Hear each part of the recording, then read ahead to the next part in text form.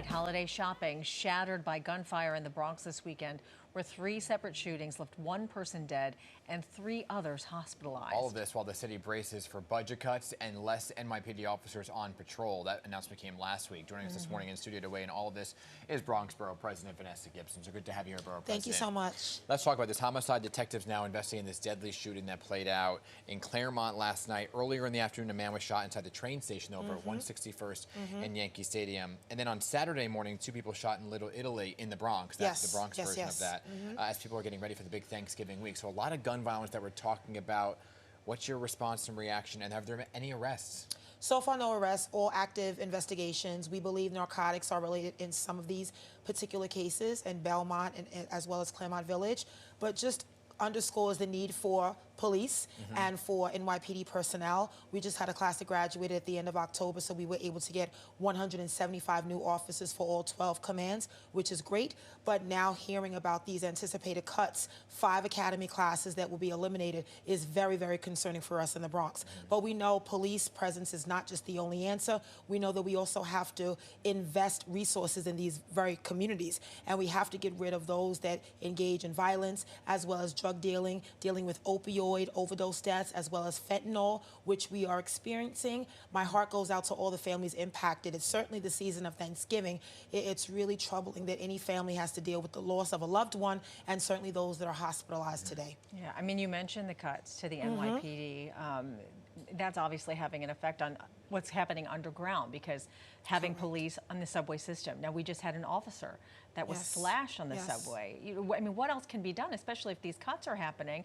Should they have more surveillance cameras? Since I don't think they're going to be able to have more officers down there. I believe in surveillance cameras, and I know Governor Hochul, Mayor Adams, and the NYPD have invested more. Council members, borough presidents, we have access to capital funding where we can also invest in more cameras, particularly the Viper cameras as well as CCTV, and we will work on that with the upcoming budget now. But I also think the presence of police. It is a deterrent, but also the fact that there are too many individuals that have weapons, whether it's knives or guns, and there's always some sort of a dispute that escalates out of control. My heart goes out to the lieutenant and the police officer that have been injured in the last 3 subway attacks that we've had in the Bronx. We've been working very closely with Transit District 11 and 12, the commanding officers, as well as the chief of transportation and transit, to see what more can be done. Very worried about the holiday season, but we are going to assure New Yorkers that we are working extremely hard. We will make sure we have as much police presence, patrolling on subways as well as commercial corridors, some of our malls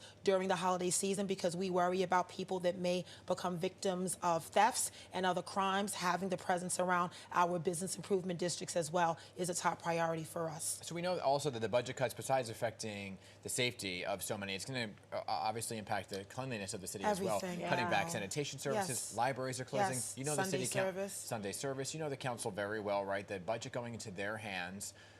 What is your advice to the council? Should they vote on this budget or say, no, we don't like these cuts? My advice to my colleagues in the City Council under leadership of Speaker Adrian Adams is I think we have to push back. If I was still a member of the City Council, I would push back. During my time, during the COVID-19 pandemic for the budget 2020 and 2021, we had massive potential cuts, and we pushed back. We did not accept cutting academy classes. We cannot accept cutting Sunday library service and school budgets to our DOE budget. $500 million, community schools, after-school programs, that's not acceptable. Any potential cuts are going to hit vulnerable communities like the ones I serve in the Bronx. And so I can't accept it as a borough president, and I think the City Council needs to work to find additional revenue, working with our partners in the state, Governor Hochul, and we also need federal money. We need our partners in the federal government to really step up and support the city of New York at this time. Well, what about in the meantime? Because when you talk about cuts to sanitation, how do you make up for that? It's extremely difficult. I don't know how you make up for it without getting additional revenue. I worry about some of the corner basket pickups that will be eliminated, as well as the staffing for DSNY. Commissioner Tisch is great, but I know that, under these circumstances, decisions have to be made and the Bronx will be impacted. So we will do our best. I think it's important to identify revenue generating measures. The November plan coming out, also January, which is approaching, and the new fiscal year for FY25. We have to be very mindful of the migrant crisis and the impact that that has had on our city, but we also need to make sure that both the state and federal government really step up and help New York City. We cannot raise taxes. We cannot raise property taxes. That is not an option. We have to really look at creative ways to bring more revenue in so that all of the services that New Yorkers are entitled to, clean streets, clean parks, great schools, are fundamentals that they are afforded. Well, to be continued on that, they're looking for those new ways to bring Absolutely. those resources in. I mean, everybody's beating the drum on the state and federal aid, and it hasn't come yet. That's right. So let's talk about what the changing landscape of the Bronx in terms of Democrat and Republicans, right? There's a new city council seat that was just won by Christy Marmorato, beating a Democratic incumbent, Marjorie Velasquez. Big impact here to the affordable housing, specifically within District 13. What is the latest with that development with her winning that seat? Will it move forward?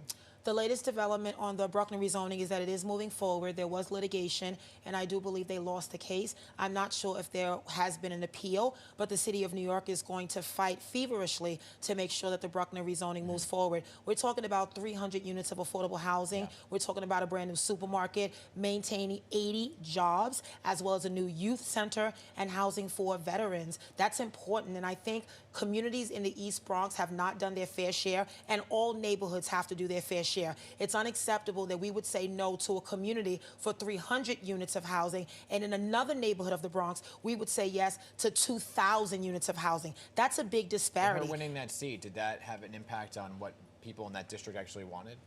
I believe so. I believe people were very upset about the ultimate results of the Bruckner rezoning and the overwhelming passage by the city council.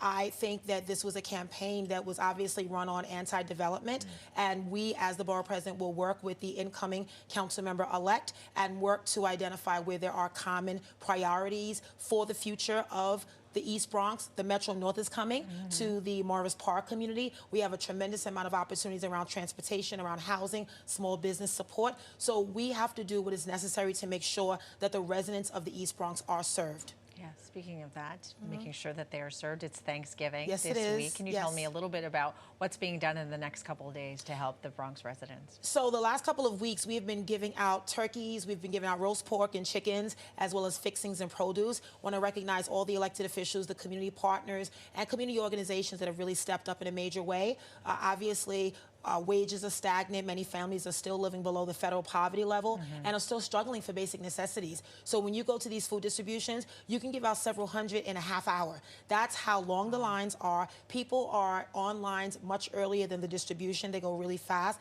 But I think it reminds you that the need is great. And it reminds you that many New Yorkers live in food deserts where they do not have access to healthy produce and healthy food. So while serving them during the season of Thanksgiving is one component, we have to look at long-term aspects. Farmers markets, green markets. We have to look at food pantries, soup kitchens, community gardens. We have to look at making sure that families are eligible for SNAP, for EBT. We have to make sure that these programs that are federally supported and administered by the city of New York are really reaching the neediest and most vulnerable New Yorkers. All right, Bronx Borough President Vanessa Gibson, appreciate what you're doing for so many. Thank you. And for coming in. I know, Thank you. battling Happy the traffic to get here. Thanksgiving. Yeah, Yes. have a wonderful Thanksgiving. Happy Thanksgiving to all. Right back at you.